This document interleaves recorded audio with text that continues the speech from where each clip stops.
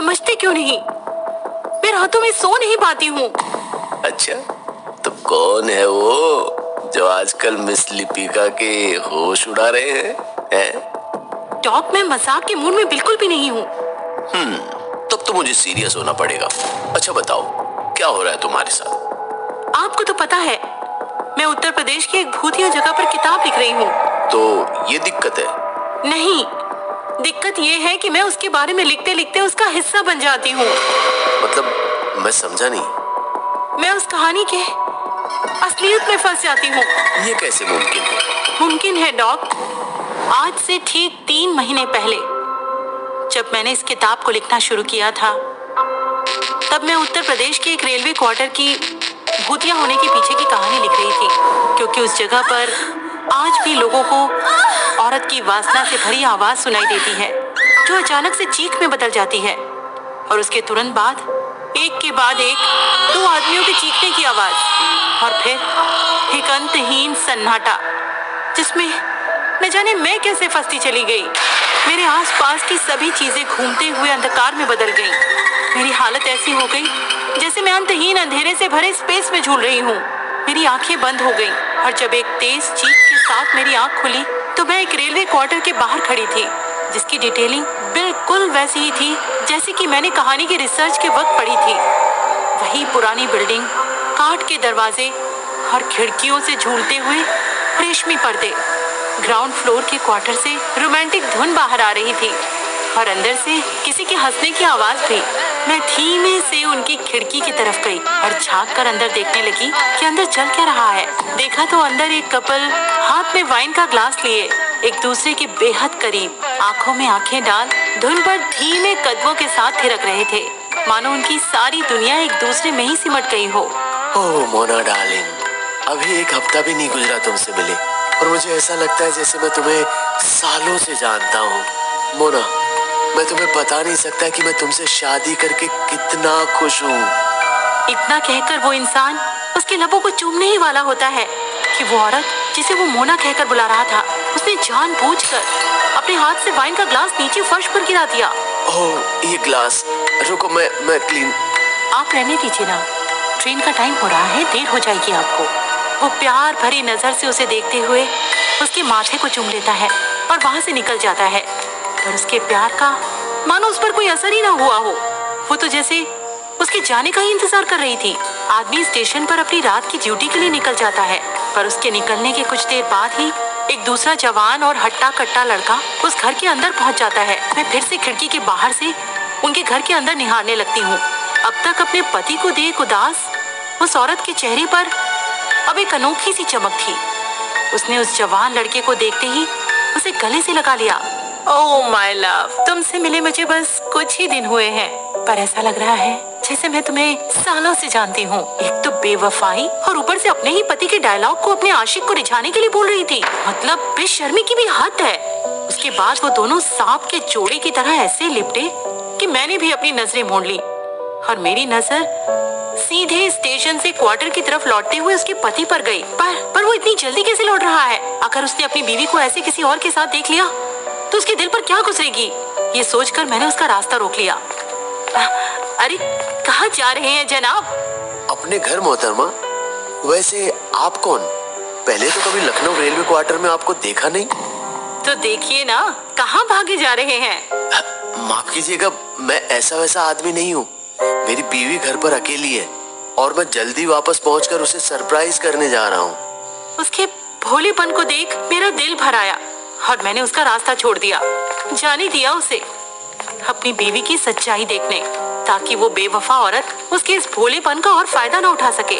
वो घर के अंदर चला गया, पर इस बार मैं खिड़की पर नहीं गई। भला किसी और का दिल टूटता देख मुझे क्या हासिल होगा? गोली की आवाज सुनते ही मैं खिड़की के पास दौड़ी गई। देखा तो जवान लड़का बिना कपड़ों के खून से लथपथ जमीन पर पड़ा था। मोना सहमी हुई अर्धनग्न दीवार से चिपकी हुई थी। उसके सामने उसका पति हाथ में पिस्तौल थामे खड़ा था, और आंख में जिसका हर कतरा उससे सवाल कर रहा था, आखिर क्यों? पर मोना से जैसे इन सवालों का जवाब मिलने की कोई गुंजाइश ही नहीं थी। इसलिए उसने ट्रिगर दबाया, और मोना वहीं ढेर हो गई। अब उन दोनों को मार वो इंसान खिड़की की तरफ आ गया, यानी मेरी ओर। नम आंखों के साथ उसने पिस्तौल तानी और अपनी तरफ घुमाकर खोपड़ी में दाग दी, और उसके खून से मेरा चेहरा लाल हो गया और मेरी आंखें बंद। आंख खुली तो मैं वापस से अपने बिस्तर पर थी। मतलब ये तुम्हारा सपना था?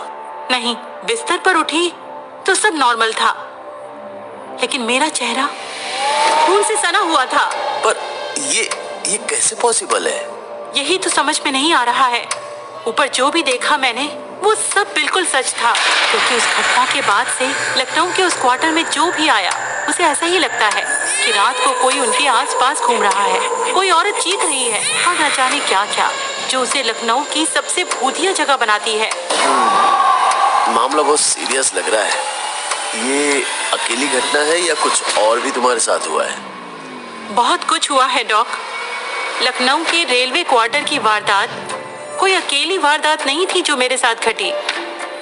कुछ ऐसा ही मेरे साथ तब भी हुआ जब मैं मेरठ की भूतिया जगह के बारे में लिख रही थी। मेरठ नाम सुनकर आप ये तो समझ ही गए होंगे कि मैं जीपी ब्लॉक के बारे में बात कर रही हूँ। वही जीपी ब्लॉक जिसके भूतिया होने की कहानी मेरठ के हर लोगों की जुबान पर सवार है। कहते हैं लोग वहां से दिन में गुजरने पर भी तौबा करते हैं, क्योंकि खंडहर पड़ी बिल्डिंग में कई बार किसी औरत को लाल साड़ी में अंदर बाहर आते जाते देखा गया है। कई लोगों ने तो ये भी दावा किया है कि रात के अंधेरे में जीपी ब्लॉक के बिल्डिंग के छत पर लाल साड़ी में एक औरत भटकती रहती है। पर सच पूछिए तो मुझे ये कोई हॉन्टेड प्लेस नहीं लगी, क्योंकि उस रात जब मैं रिसर्च कर रही थी तो पता लगा कि यहाँ कोई भूत नहीं, बल्कि ये जगह जुआरियों का अड्डा है और इलीगल काम करने वालों के लिए छुपने की जगह। ऊपर कई स्कूल के बच्चे यहाँ इसलिए आते हैं ताकि वीराने में बिना किसी की नजर में आए नशीले पदार्थों का सेवन कर सकें। ऐसी वाहियात जगह को अपनी किताब में जगह नहीं देना चाहती थी मैं, इसीलिए मैंने जीपी ब्लॉक को लिस्ट से बाहर करने का सोच लिया था और सीधे जीपी ब्लॉक के सन्नाटे में पहुंच गई। आधी रात दूर कहीं से जानवर की आवाजें आ रही थी और साथ कहीं से टकराकर रोशनी की धीमी झिलमिलाती किरणें, जिससे जीपी ब्लॉक की मायूस दीवारों का रोना कभी दिखता तो कभी छिप जाता। मुझे कुछ समझ नहीं आ रहा था कि क्या करूं। तभी कहीं से गाड़ी की आवाज आई जो इस बिल्डिंग की ओर ही आ रही थी, इसलिए मैं बिल्डिंग के अंदर ही छिप गई। झांक कर बाहर देखा तो इससे पहले कि गाड़ी बहुत अंदर आती, एक आदमी डंडा खड़काता हुआ उसके सामने आ गया।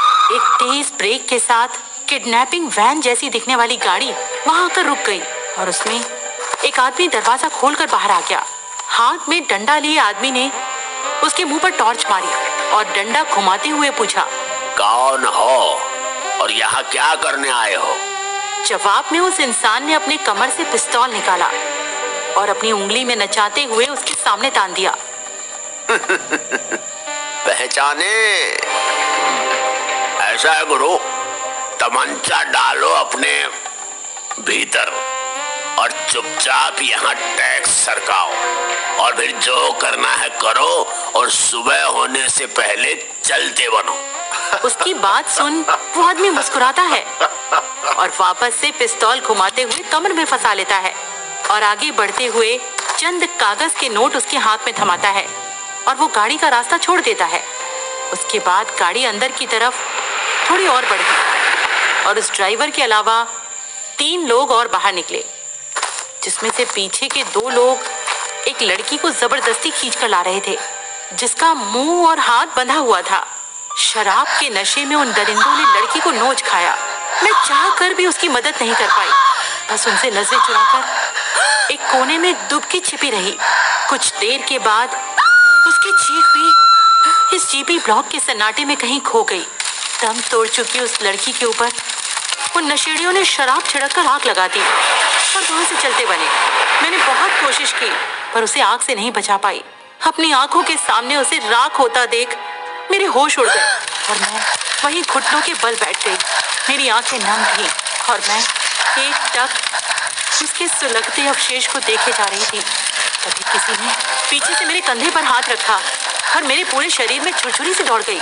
मेरी हिम्मत नहीं हो रही थी कि मैं पीछे मुड़कर देखूं कि आखिर वो है कौन जो अपनी हथेली से मेरे कंधे को जकड़े जा रहा है। हालांकि ये बात साफ थी कि अगर ये हाथ उसी दरिंदे का हुआ जिसने उस लड़की को जलाया था, तो मेरी कब्र भी यहीं खुदेगी। जैसे तैसे मैंने कंधे से हाथ चटका और पीछे मुड़ी, पर सामने घुप अंधेरा था। दूर दूर तक कोई नहीं था, ना कोई बंदा और ना ही कोई बंदे की जात। कुछ था तो सुन, सन्नाटा। पर अगर कोई था ही नहीं तो वो हाथ किसका था? ये सोचकर डर से मेरा गला सूखने लगा। बाहर झांक कर देखा तो वहां कोई नहीं था। सिर्फ बाहर नहीं बल्कि इस पूरे जीबी ब्लॉक में। इसलिए मैंने वहां से निकलने का सोचा, पर मैं जाती कहाँ? मैं तो माया जाल में फंसी थी, जहां ना मैं अपनी मर्जी से आती थी और ना ही अपनी मर्जी से निकल सकती थी। हालांकि मुझे अब ये समझने में बिल्कुल भी दिक्कत नहीं हो रही थी कि जीबी ब्लॉक सच में भूतिया है, और इसके पीछे की वजह थी यहाँ हुए लोगों की दर्दनाक मौत, जिसके बाद अब उनकी आत्माएं यहीं भटकती हैं। इससे पहले कि मैं यहाँ कुछ और सोच पाती, हर तरफ से चीख चिल्लाहट शुरू हो गई। डर के मारे मैंने अपनी आंख और कान बंद कर लिए, और जब आंखें खोली तो एक औरत की डरावनी शक्ल ठीक मेरी आंखों के सामने थी। डरते डरते जैसे ही मैंने उसे छुआ तो वो धुएं की तरह हवा हो गई, और जीबी ब्लॉक के उस खंडहर में मुझे कई आदमी दिखने लगे। इसके साथ यहाँ कुछ बुरा हुआ है।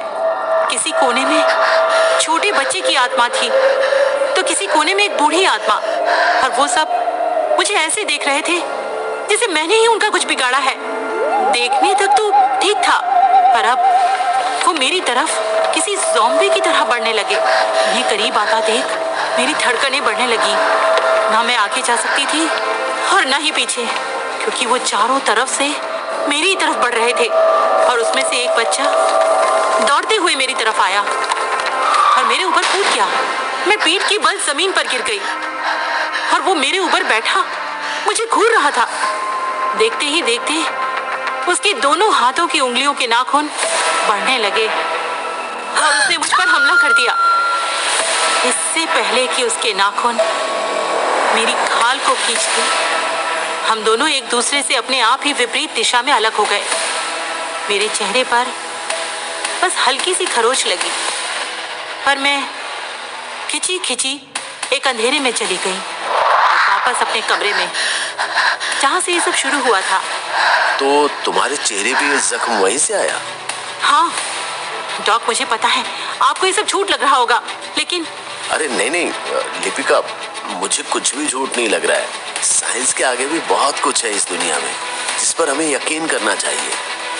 तो मुझे क्या करना चाहिए? अपनी कहानी पूरी करो और फिर मुझसे मिलो, क्योंकि अकेली तुम ही नहीं जिसके साथ ये हो रहा है। और किसके साथ हो रहा है ये सब? मेरे साथ। आखिर क्या हो रहा है डॉक्टर के साथ? क्या वो भी मेरी तरह भूतों के माया जाल में फंस जाती है, या है उनकी कोई और कहानी? जानेंगे माया जाल के अगले अध्याय में, जिसके लेखक हैं पंचम प्रकाश।